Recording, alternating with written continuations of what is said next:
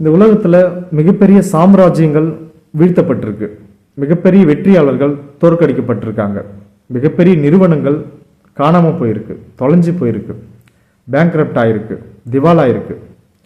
இதுக்கெல்லாம் காரணம் என்னவா இருக்குன்னு நீங்கள் நினைக்கிறீங்க? அவங்க செஞ்ச தவறுகள். அது எல்லாம் ஒரே நாளில் நடக்கலை. மிகப்பெரிய பேரரசுகள், அதை ஆண்ட மன்னர்கள், அவங்களுக்கு கீழே இருந்த அமைச்சர்கள், அவங்களுக்கு கீழே வேலை செஞ்ச படை தளபதிகள், அங்கே இருந்த சோல்ஜர்ஸ் எல்லாமே ஒரே நாளில் தோற்று போல. அவங்க சின்ன சின்ன தவறுகளை தொடர்ந்து பண்ணிக்கிட்டே இருந்ததால் ஒரு நாளோ ஒரு மாதமோ 6 மாதமோ வருட கணக்காக அந்த தப்பெல்லாம் பண்ணிக்கிட்டே இருந்ததால் அந்த சாம்ராஜ்யங்கள் வீழ்த்தப்பட்டுச்சு. நோக்கியா கம்பெனி எடுத்துக்கங்க. நோக்கியா கம்பெனி ஒரு காலத்தில் டாப்பாக இருந்துச்சு.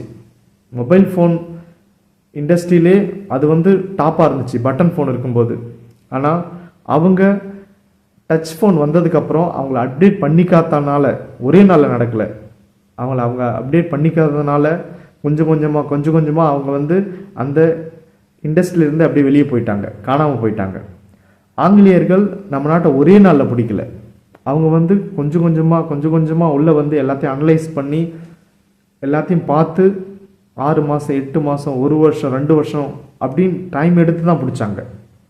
ஸோ ஒரு மனுஷன் சக்ஸஸ்ஃபுல்லாக வரான் அப்படின்னாலும், ஒரு மனுஷன் சக்ஸஸ்ஃபுல்லாக இருந்து தோற்று போயிட்டே இருக்கான் அப்படின்னாலும் அது ஒரே நாளில் நடக்கலை.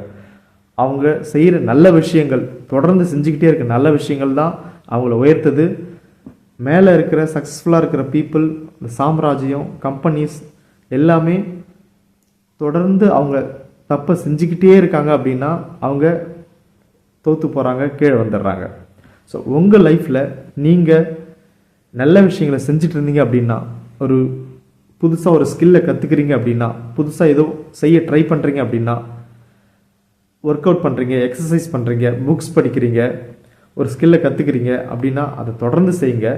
அந்த விஷயங்கள் தான் உங்களை வாழ்க்கையில் மிகப்பெரிய இடத்துக்கு கொண்டு போகும். அதே மாதிரி நீங்கள் லைஃப்பில் சின்ன சின்ன தப்பு பண்ணிகிட்டு இருக்கீங்க, தவறுகள் செய்கிறீங்க அப்படின்னா அதை இப்போவே கரெக்ட் பண்ணிக்கோங்க.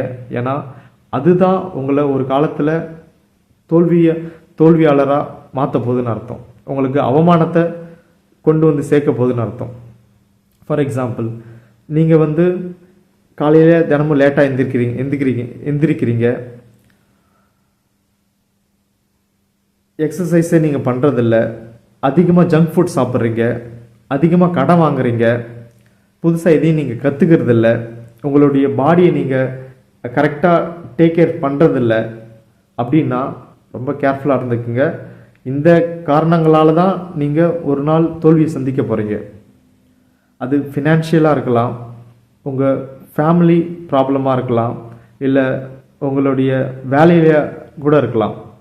ஸோ நீங்கள் ஸ்மோக் பண்ணுறீங்க அப்படின்னா, நீங்கள் ட்ரிங்க்ஸ் பண்ணுறீங்க அப்படின்னா அந்த விஷயந்தான் உங்களை கொஞ்சம் கொஞ்சமாக ரொம்ப டேஞ்சரஸாக மாற்றி நீங்கள் வீழ்ந்து போகிறதுக்கு அது காரணமாக இருக்கும். ஸோ நீங்கள் சின்னதாக தப்பு பண்ணிட்டு இருந்தீங்க அப்படின்னா இப்போவே அந்த தப்பை சரி பண்ணிக்கிங்க. ஏன்னா அந்த தவறு தான் நீங்கள் ஒரு காலத்தில் ரொம்ப தோற்று போய் ரொம்ப கீழ் மட்டத்துக்கு வர்றதுக்கு காரணமாக இருக்கும்.